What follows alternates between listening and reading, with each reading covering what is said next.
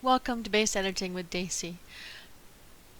In this video, we're going to take a look at some of the building materials that I have used for the outdoor surfaces of these buildings. Now that's an area that wasn't always very easy to find things that would make a variety of surfaces for the outside, so a lot of the new pieces have really helped in this regard. I'm not going to be going on the inside of the house that I've made here that has an interior. If you want to see that, you'll want to look at the base tour for the Power Girls base. So this is basically just an RP base. There are no surfaces, so I could focus completely on just the creative aspects. And I was able to find a lot of new materials in the editor and some old ones. Now this first house is one of my favorite looks. It's a sort of a brownstone, and the lighter Roman pillars, those are in structures, and I probably would have used them for the entire thing, but they have the trim or the flange on it, so that kind of interfered with the windows to try and put it all the way across, because if you lowered this down, the top would be right in the middle where that window needs to go. So I just left an open band and made it a feature instead of a bug.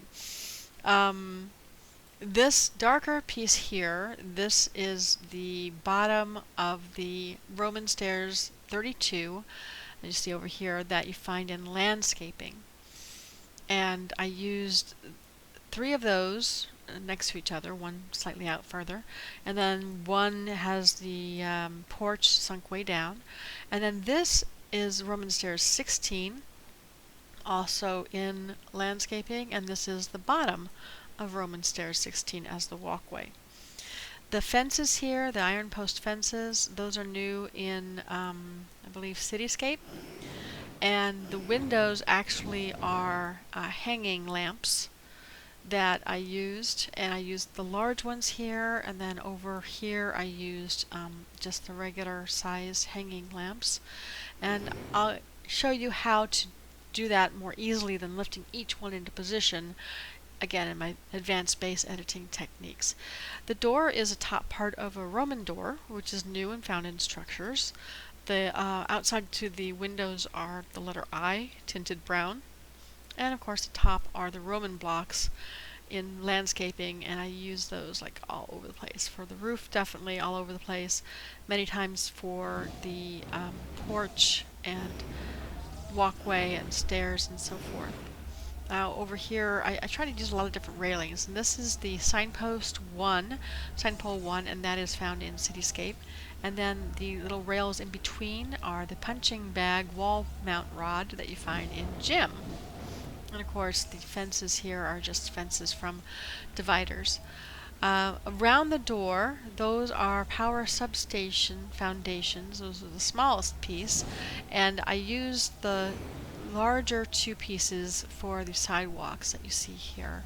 And then the road is a silo base, and I've tilted them together because the silo base itself has some lighter areas, and I show you in the advanced base techniques how to get the road all looking dark like it is.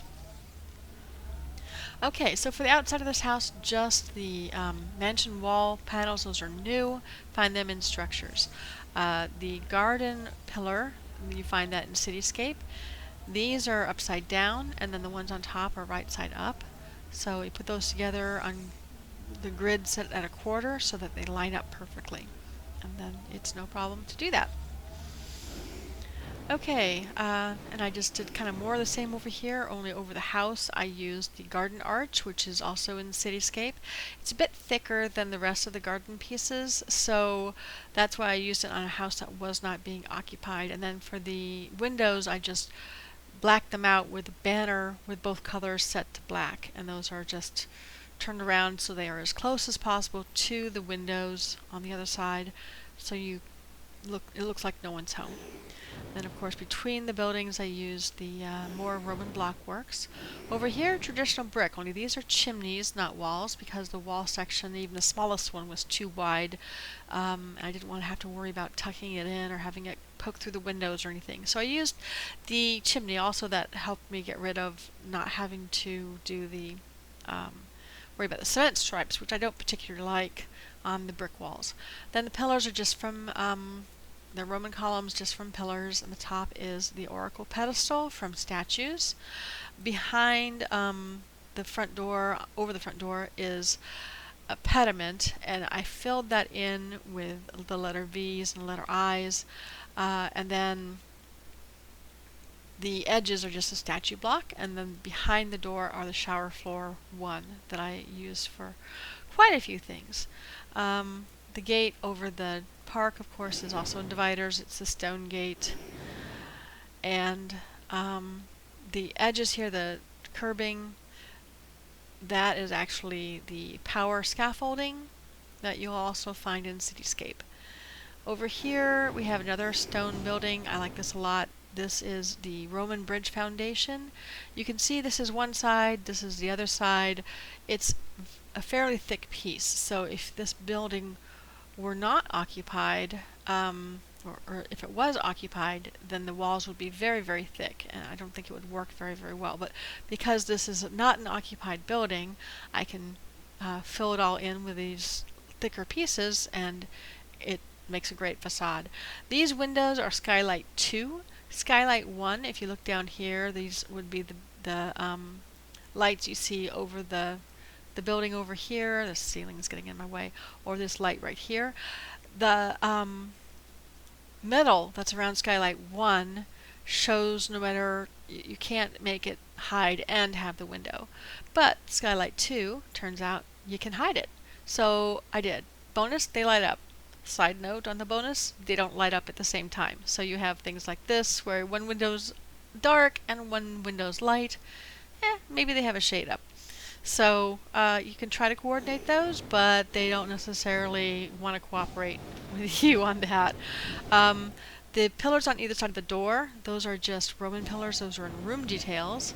And this door is actually the mansion door that's in structures, and of course the mansion door itself is usually curved, like the one over here. But this one is, I have 4 mansion doors here, 2 side by side and then 2 upside down, and I brought the top through, tilted it forward a little bit so that you just saw the rectangle and not the curve. And then of course around the windows for both here and here I used the Roman door frame. Don't really make great door frames because they're not very tall, but they make great window frames. So those are also in structures. For this, I just went with a traditional brick, and these are just the brick walls, and in the middle for decoration is a Roman pillar 1. Up top, those are screens from dividers, and they make great blank windows. And then again, the hanging lamps in an array are the lit up windows down below. And then the porch is a good old standby, the white with drawers or the white straight counter that you find in desks.